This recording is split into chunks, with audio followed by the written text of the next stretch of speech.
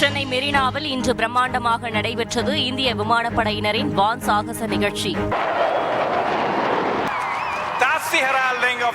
வெயிலையும் பொருட்படுத்தாமல் லட்சக்கணக்கான மக்கள் ஆர்வத்துடன் கண்டுகளிப்பு. தேசிய கொடியுடன் வானில் அணிவகுத்த சேத்தக் ரக ஹெலிகாப்டர்கள். பட்டாம்பூச்சி போன்று வானில் சாகசம் செய்த ஹார்வர்ட் ரக விமானம். ALH KMI ஹெலிகாப்டர்கள் வானில் இதயத்தை சொதுக்கியதைக் கண்டு பார்வையாளர்கள் உற்சாகம்.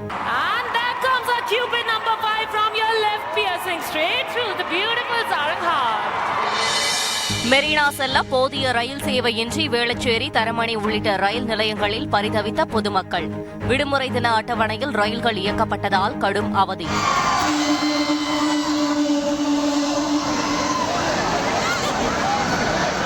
மெரினாவில் இருந்து திரும்பும்போது ரயில் நிலையங்களில் உரிய ஏற்பாடுகள் இல்லை என மக்கள் வேதனை. கடும் வெயில், மாரடைப்பு உள்ளிட்ட காரணங்களால் மெரினாவில் வான் சாகச நிகழ்ச்சியை காண வந்த 4 பேர் உயிரிழப்பு.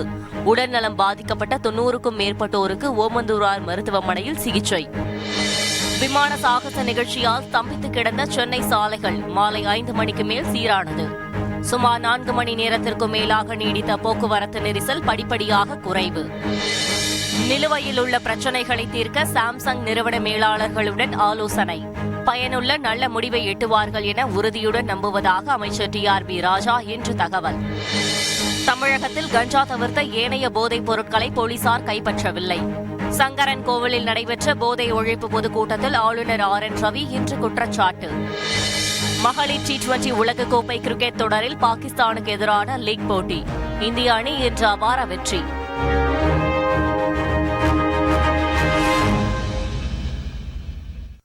இருபத்தோரு ஆண்டுகளுக்கு பிறகு சென்னை மெரினாவில் இன்று நடைபெற்ற விமானப்படையின் வான் சாகச நிகழ்வை லட்சக்கணக்கான மக்கள் நேரில் கண்டுகளித்தனர். இதுகுறித்து பார்வையாளர்களின் கருத்துக்களை கேட்டறிந்தோம். செய்தியாளர்கள் சமயமணிவண்ணன், மீரான் வழங்கிய தகவல்கள் இவை. இந்திய விமானப்படை தோற்றுவிக்கப்பட்டு 92 ஆண்டுகள் நிறைவடைந்ததை குறிக்கும் வகையில் சென்னை மெரினா கடற்கரையில் 72 விமானங்கள் பங்கேற்ற மிகப்பெரிய விமான வான் சாகச நிகழ்ச்சி இன்று நடைபெற்றது.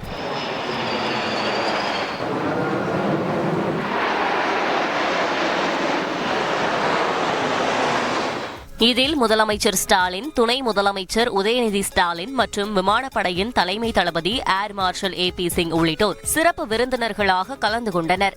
20 ஆண்டுகளுக்கு பிறகு சென்னையில் நடந்த விமானப்படை சாகச நிகழ்ச்சி என்பதால் லட்சக்கணக்கான மக்கள் மெரினா கடற்கரையில் குவிந்தனர்.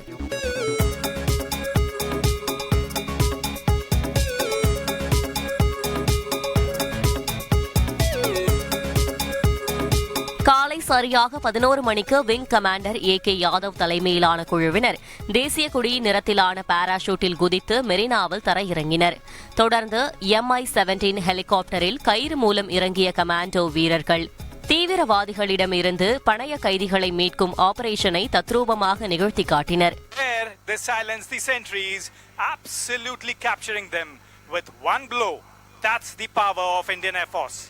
இரண்டாம் உலகப் போரில் இந்திய விமானப்படை பயன்படுத்திய டகோடா போர் விமானம் மற்றும் பழமையான விமானங்களும் பார்வையாளர்களின் கவனத்தை ஈர்த்தது.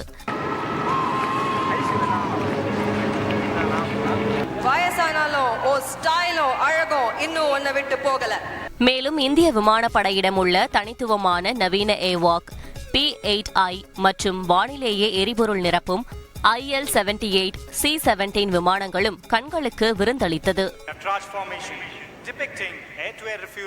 இந்தியாவின் சக்தி வாய்ந்த தாக்குதல் போர் விமானங்களான ஜாக்வார், MiG-29, ரஃபேல் விமானங்கள் மேகத்தை கிழித்துக் கொண்டு சீறி பாய்ந்தன.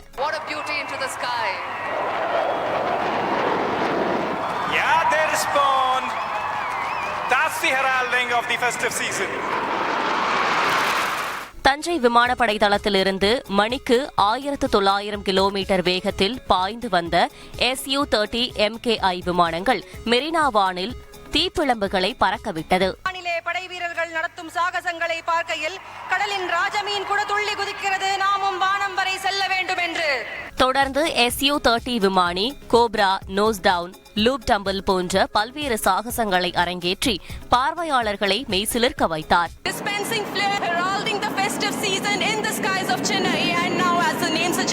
slides forward and downward. இதனையடுத்து உள்நாட்டிலேயே வடிவமைக்கப்பட்ட தேஜஸ் விமானம் தனது திறன்களை மக்கள் முன் பறைசாற்றியது.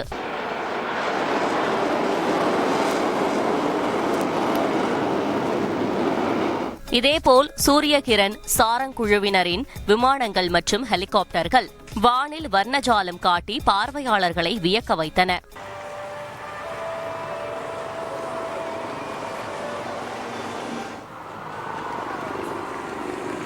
விமான சாகச நிகழ்ச்சியின் நிறைவாக துருவ் ஹெலிகாப்டர்கள் வானில் ஹார்ட் வரைந்து பார்வையாளர்களுக்கு விடையளித்தது.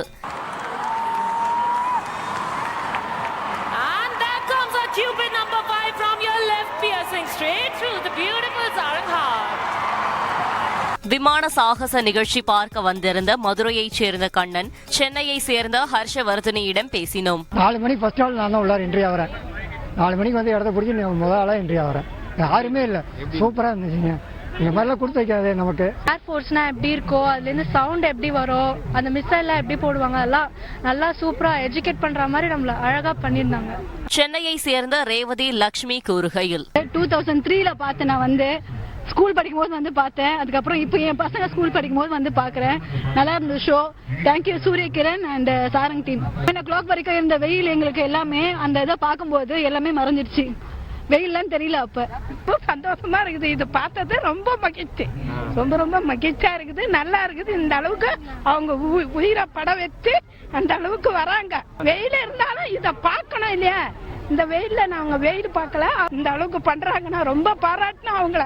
ஓய்வு பெற்ற விமானப்படை அதிகாரி கருணாநிதியின் கருத்து இது. இந்திய விமானப்படையில் தென்னிந்திய மக்களின் எண்ணிக்கை மிகவும் குறைந்து இருக்கின்ற இந்த காலகட்டத்தில் இதேபோன்று நடத்தப்படுகின்ற சாகச நிகழ்வுகள் இளைஞர்களுக்கு ஒரு உத்வேகத்தை கொடுக்கும் என்பதில் எந்த ஒரு ஐயமும் இல்லை.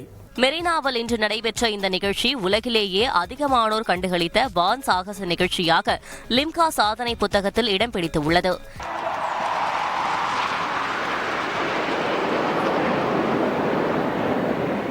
செய்தியாளர் மீரான் வழங்கும் கூடுதல் தகவல். இந்தியாவின் விமானப்படையின் பலம் என்ன என்பதை மக்கள் அறியும் வகையில் இருந்ததாக பொதுமக்கள் கருத்து தெரிவிக்கிறார்கள். இந்திய விமானப்படை தினத்தின் 92வது ஆண்டு விழாவை முன்னிட்டு இதற்கு அடுத்த நிகழ்ச்சியாக தாம்பரம் விமானப்படை தளத்தில் விமானப்படை வீரர்களின் அணிவகுப்பானது வருகிற 8ஆம் தேதி நடைபெறுகிறது. பிரியா, தகவல்களுக்கு நன்றி மீரான். மெரினாவில் வான் சாகச நிகழ்ச்சியை பார்க்க வந்த 4 பேர் உயிரிழந்தது அதிர்ச்சியை ஏற்படுத்தியுள்ளது. இதனிடையே போதிய ரயில் சேவை இல்லாமல் பொதுமக்கள் கடும் அவதியடைந்தனர். இதுகுறித்து மெரினாவிற்கு வந்த பொதுமக்களின் கருத்துக்களை கேட்டறிந்தோம். செய்தியாளர்கள் பிரகாஷ், தாயுமானவன், கசாலி வழங்கிய தகவல்கள் இவை. சென்னையில் இன்று வான் சாகச நிகழ்ச்சியை காண ஒரே நேரத்தில் லட்சக்கணக்கான மக்கள் மெரினா கடற்கரையை நோக்கி திரண்டனர்.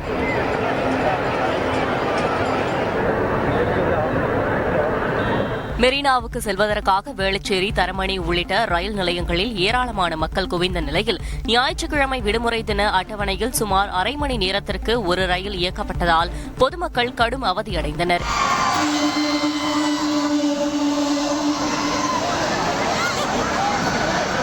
வேளச்சேரி ரயில் நிலையத்தில் நடைமேடையின் 2 பக்கமும் மக்கள் முண்டியடித்ததால் பரபரப்பு ஏற்பட்டது.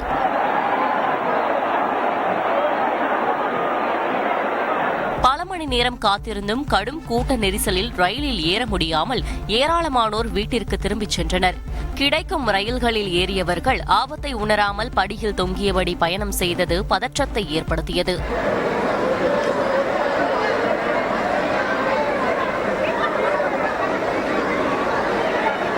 ஒரு கட்டத்தில் பொறுமை இழந்த ஏராளமானோர் ரயில் தண்டவாளத்திலேயே நடந்து சென்றனர்.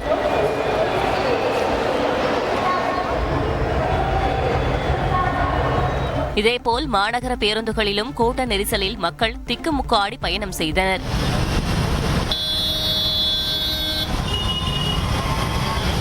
ரயில் நிலையங்களில் டிக்கெட் வாங்குவதற்காக நீண்ட வரிசையில் காத்திருந்த மக்கள் குழந்தைகளுக்கு கொடுப்பதற்கு கூட ரயில் நிலையங்களில் குடிநீர் வசதி செய்து கொடுக்கப்படவில்லை என வேதனை தெரிவித்தனர்.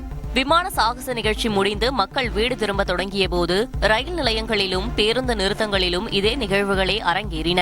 சாகச நிகழ்ச்சி பார்ப்பதற்காக சுமார் 3 மணி நேரமாக குவிந்த லட்சக்கணக்கான பொதுமக்கள் 10 முதல் 15 நிமிடங்களில் கடல் பரப்பிலிருந்து மொத்தமாக வெளியேறினர்.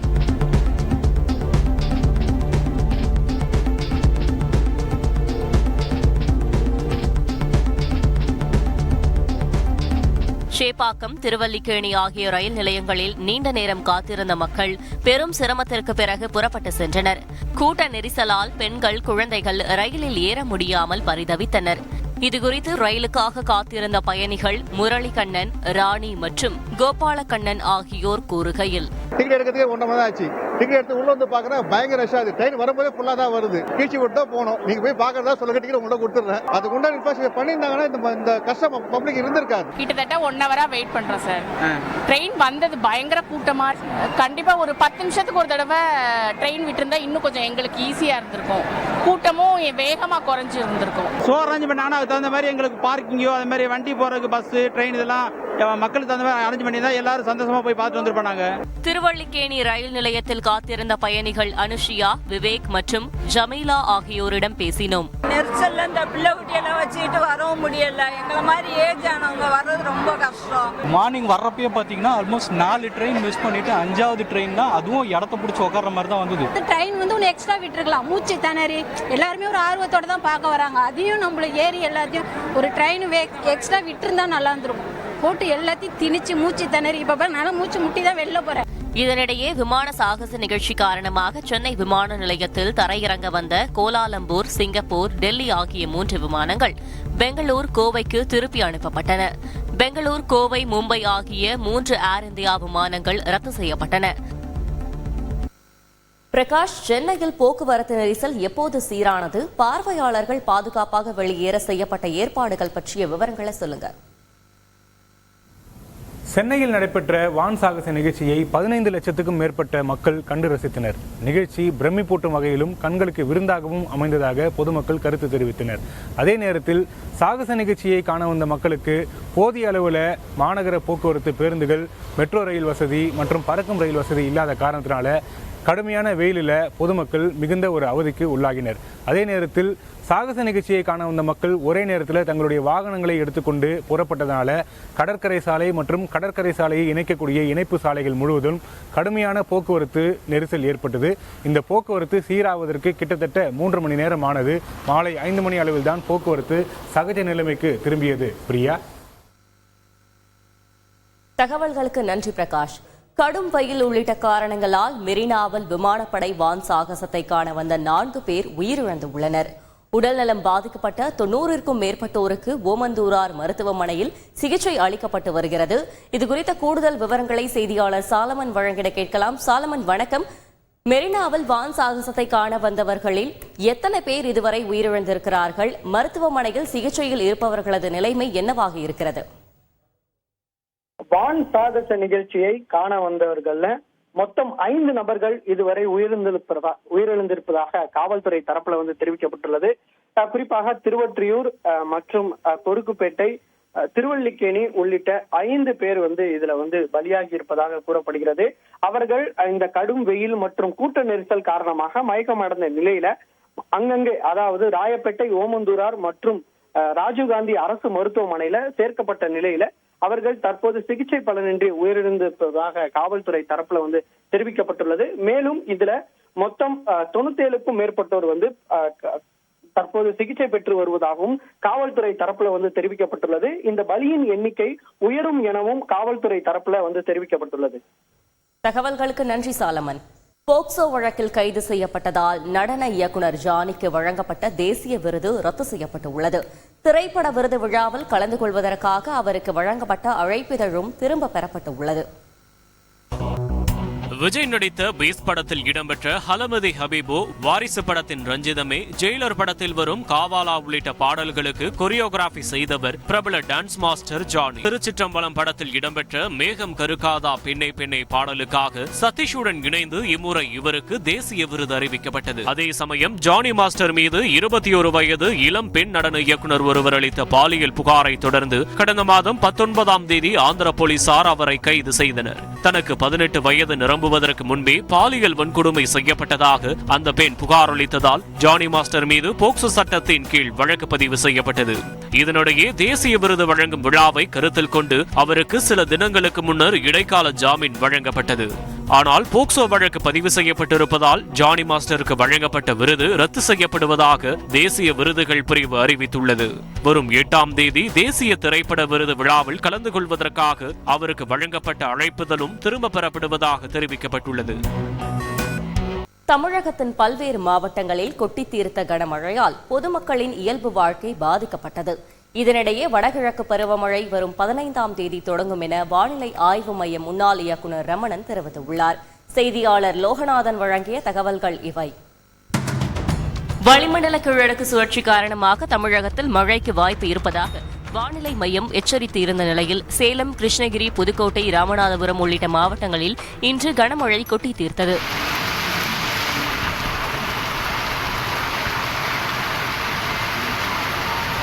சேலத்தில் பெய்த கனமழையால் புதிய பேருந்து நிலையம் வெள்ளக்காடாக மாறியது.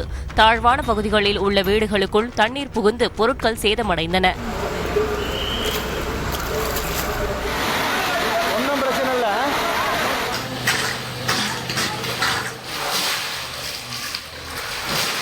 கனமழை காரணமாக ராசிபுரம் அரசு மருத்துவமனைக்குள் தண்ணீர் தேங்கியதால் நோயாளிகள், கர்ப்பிணி பெண்கள் கடும் அவதியடைந்தனர்.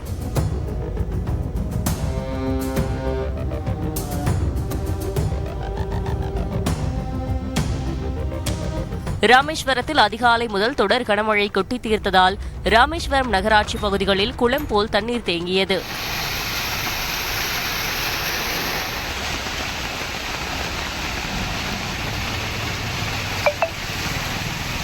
இதனிடையே தமிழகத்தில் வடகிழக்கு பருவமழை வரும் 15ஆம் தேதி தொடங்கும் என்றும் இந்த ஆண்டு மழை அளவு இயல்பை விட கூடுதலாக இருக்கும் என்றும் சென்னை வானிலை மையத்தின் முன்னாள் இயக்குநர் ரமணன் தெரிவித்துள்ளார். அது 15ஆம் தேதி ஆரம்பிக்கும், அக்டோபர் 1. அடுத்த பாயிண்ட் என்னன்னாக்கா, வட மாவட்டங்களை பொறுத்தவரையில் மழையின் அளவு இந்த 3 மாதங்களுக்கு, அக்டோபர், நவம்பர், டிசம்பருக்கு இயல்பை விட கூட இருக்கும். சென்னையில் பருவமழை முன்னெச்சரிக்கை நடவடிக்கையாக தாழ்வான பகுதிகளில் வசிக்கும் முதியவர்கள், பாலூட்டும் தாய்மார்கள், குழந்தைகளை கணக்கெடுக்கும் பணியை சென்னை மாநகராட்சி இன்று தொடங்கியுள்ளது. செய்தியாளர் லோகநாதன் வழங்கும் கூடுதல் தகவல். வட மாவட்டங்களில் கனமழை பெய்ய வாய்ப்புள்ளதாக சென்னை வானிலை ஆய்வு மையம் தகவல் தெரிவித்திருக்கிறது. அதேபோல 8, 9, 10 ஆகிய தேதிகளில் கேரளாவில் கனமுதல் மிக கனமழை பெய்ய வாய்ப்பிருப்பதாகவும் ஆரஞ்சு எச்சரிக்கையும் விடப்பட்டிருக்கிறது. பிரியா. தகவல்களுக்கு நன்றி லோகநாதன். சாம்சங் நிறுவன ஊழியர்கள் போராட்டத்திற்கு தீர்வு காணும் வகையில் அந்நிறுவனத்தின் மேலாளர்களுடன் தொழில்துறை அமைச்சர் TRB ராஜா இன்று ஆலோசனை நடத்தினார். இன்றைய முக்கிய அரசியல் நிகழ்வுகள் குறித்து விவரிக்கிறது பின்வரும் தொகுப்பு. மாலத்தீவு அதிபர் முகமது மொய்சு அரசுமுறை பயணமாக இன்று இந்தியா வருகை தந்துள்ளார்.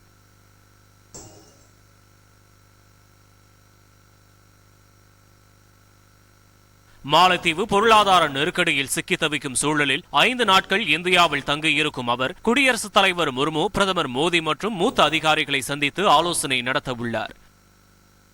RSS அமைப்பின் 100வது ஆண்டு விழாவை முன்னிட்டு சென்னை உள்ளிட்ட தமிழகத்தின் பல்வேறு பகுதிகளில் பலத்த பாதுகாப்புடன் அணிவகுப்பு இன்று நடைபெற்றது.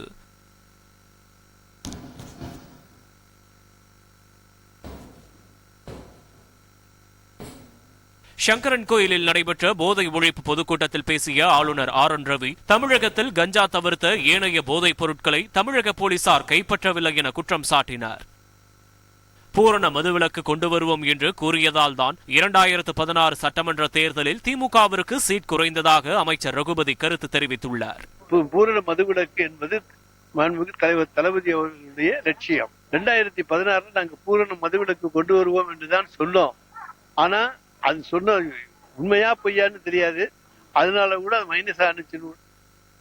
சாம்சங் நிறுவன ஊழியர்கள் போராட்டத்திற்கு தீர்வு காணும் வகையில் அந்நிறுவனத்தின் மேலாளர்களுடன் தொழில்துறை அமைச்சர் TRB ராஜா இன்று ஆலோசனை நடத்தினார். மகளிர் T20 உலகக்கோப்பை போட்டியில் இந்திய அணி 6 விக்கெட் வித்தியாசத்தில் பாகிஸ்தானை வீழ்த்தி முதல் வெற்றியை பதிவு செய்தது. மற்றொரு புறம் குவாலியரில் நடைபெறும் போட்டியில் இந்தியா, வங்கதேசம் அணிகள் பலப்பரீட்சை நடத்தி வருகின்றன. ஐக்கிய அரபு அமீரகத்தில் நடைபெற்று வரும் ICC மகளிர் T20 உலகக்கோப்பை கிரிக்கெட் தொடரில் இந்திய அணி தனது முதல் லீக் ஆட்டத்தில் நியூசிலாந்திடம் அதிர்ச்சி தோல்வியடைந்தது. இந்நிலையில் துபாயில் இன்று நடைபெற்ற 2வது ஆட்டத்தில் இந்தியா பாகிஸ்தானை எதிர்கொண்டது. இதில் டாஸ் வென்ற பாகிஸ்தான் கேப்டன் ஃபாத்திமா சனா முதலில் பேட்டிங்கை தேர்வு செய்தார். தொடக்கம் முதலே இந்திய பந்து வீச்சை தாக்குப்பிடிக்க முடியாமல் பாகிஸ்தான் வீராங்கனைகள் அடுத்தடுத்து விக்கெட்டுகளை பறிகொடுத்தனர். 20 ஓவர்கள் முடிவில் 8 விக்கெட் இழப்பிற்கு பாகிஸ்தான் அணி 105 ரன்கள் மட்டுமே எடுத்தது. தொடர்ந்து களமிறங்கிய இந்திய மகளிர் அணி போராடி முதல் வெற்றியை பதிவு செய்தது. இந்திய மகளிர் அணி வரும் 9ஆம் தேதி துபாயில் நடைபெறும் அடுத்த போட்டியில் இலங்கை அணியை எதிர்கொள்ள உள்ளது. இதனிடையே இந்தியாவில் சுற்றுப்பயணம் மேற்கொண்டுள்ள வங்கதேச கிரிக்கெட் அணிக்கும் இந்திய அணிக்கும் இடையேயான முதல் T20 போட்டி மத்திய பிரதேச மாநிலம் குவாலியரில் நடைபெற்று வருகிறது. இத்துடன் இன்று நிறைவு பெறுகிறது. மீண்டும் நாளை சந்திப்போம். நன்றி, வணக்கம்.